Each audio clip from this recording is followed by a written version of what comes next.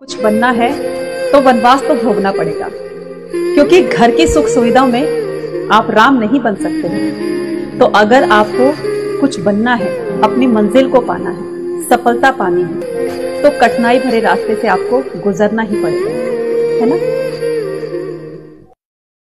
त्याग किए बिना कुछ भी पाना संभव नहीं है, क्योंकि जैसे एक सांस लेने के लिए हमें एक सांस छोड़नी पड़ती है, ठीक वैसे ही जब हमें किसी काम में सफलता प्राप्त करनी होती है तो उसके लिए हमें कुछ ना कुछ तो त्याग करना पड़ता है। इसीलिए कहते हैं ना, कुछ पाने के लिए कुछ खोना पड़ता है। इसलिए जब भी कोई आप काम शुरू करते हो तो आप ये मत सोचिए कि इसके लिए मुझे ये सेक्रीफाइस करना पड़ेगा। सेक्रीफाइस तो करना पड़ेगा, लड़ना तो पड़ेगा, और यही हमारी सफलता का मूल मंत्र है ना, कि जो नसीब में है वो चलकर आएगा और जो नसीब में नहीं है वो आकर भी चला जाएगा।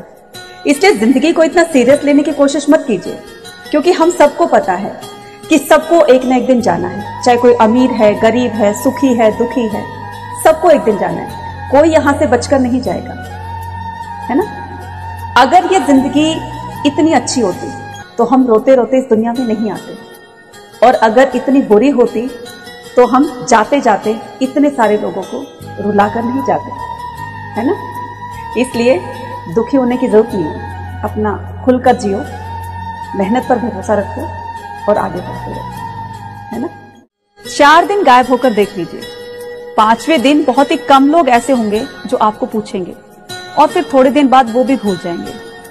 और इंसान पूरी लाइफ ये सोचता रहता है कि मैं लोगों के लिए कितना अहम हूं, मेरे ना रहने से लोगों का कितना नुकसान हो जाएगा, जबकि हकीकत ये आपके रहने ना रहने से तो कोई फर्क नहीं पड़ता।